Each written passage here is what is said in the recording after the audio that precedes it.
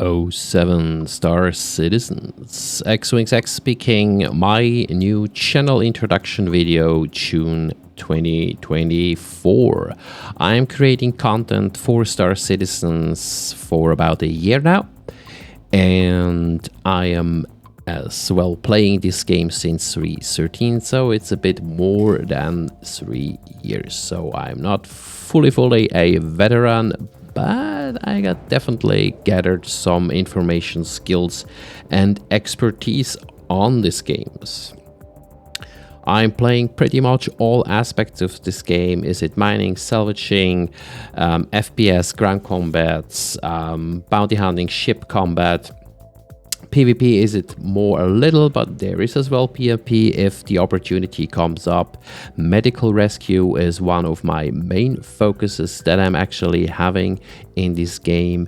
And when I'm going around, then at last, I just love space games and I love simulation, and the combination of what Star Citizen is actually offering me is pretty much that what I was looking for all since I'm playing games. So these combinations of MMO, of team play, of playing together, of beautiful, astounding, stunning, realistic graphics, that's what I am just really fan of. So be aware, I love this game, so I have a high bias onto this game, and I always look for what is really best on it, what is really to appreciate, not losing the sense of realism to it, because we are aware at the present moment, as I said, June 2024, this game is still in an alpha state. We just reached patch 3.23.1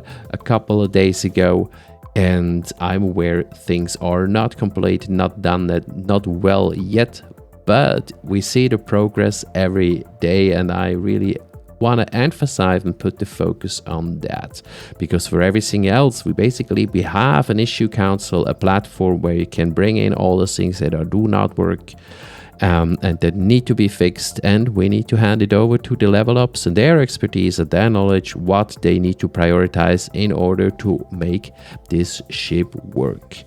When I go through my videos, the content I'm creating, I try to gather as much knowledge and understanding of a topic that I'm bringing forward to you as possible. For example, this docking you see here with the hull C was back in 3.21, where we had a lot of issues with the hull C and everybody was saying it's not possible. I took the time to try it out, and it was possible to dock the hull, so it was just very, well, a lot more difficult than actually needed. But it was fun for me to figure out how to do it and to do it. So I like this testing out, this nerding out of things. And here as well, you see the space combat. We're doing ERT here. This is now with my org, the SSFL, Stanton Security and Logistic Federation. We're taking down ERT targets. That was built back in 3.22, the video that you're seeing here. And we are just enjoying doing this, being supportive, helping each other, and doing what we can to add to the gameplay as we are going together. So this year was basically testing out of ballistics. Back in 3.22, ballistics were a big thing. Right now we are more into laser cannons. MAs are an awesome mount, but there are as well way more to do than just going for the metas, which the MAs would be definitely the metas for this patch. So here we were trying out ballistics. What kind of ballistic? We ended up with dead bolts in that patch. Now it is difference of what ballistics could be best for it. So when you go through and with this channel, you will see a variety of different things as well. Ship reviews will be as well. Since this year I'm Avocati testers. I was honored to be part of the Avocados, and I'm very much appreciating and liking it to see very early on what we were going for and what will happen, or might happen. And that's always to remember, no matter whether it is an Avocati patch or any other part of the alpha, everything is always up to change. So nothing's are fully set yet. I think the general way where this game will go is set, but all the rest has to be changed. It will be adapted, it will be moved, it will be adjusted, it will be balanced and rebalanced.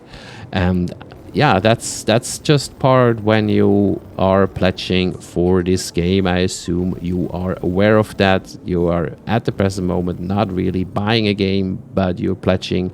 That gives you the permission to be part of the early access, the alpha testing of this game.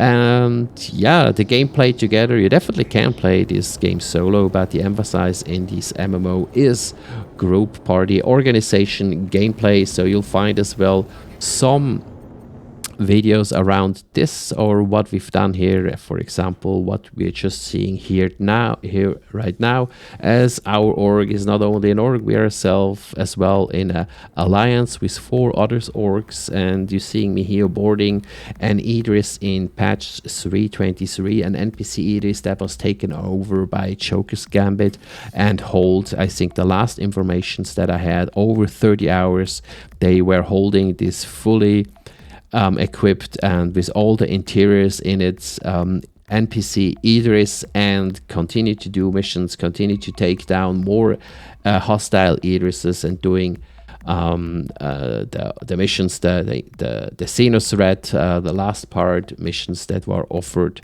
to do that. So this was a pretty fun time, pretty fun moment, firstly to see a fully equipped Idris, and then being able to use the massive cauldering weapons in the turrets to help and be part of taking down the stuff that we were doing. Here you see an outside perspective.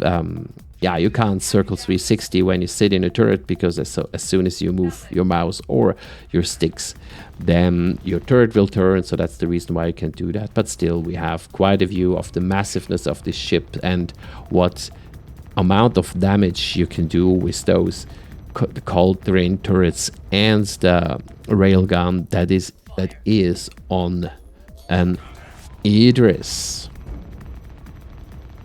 And of course, aside of all these guides, tutorials, reviews, ship reviewers, Avocati, testing, NDA, spoken information, I'm not showing to show you any Avocati footage, but I definitely am allowed to talk to you what experience, where you're at, what the steps are that's been taken.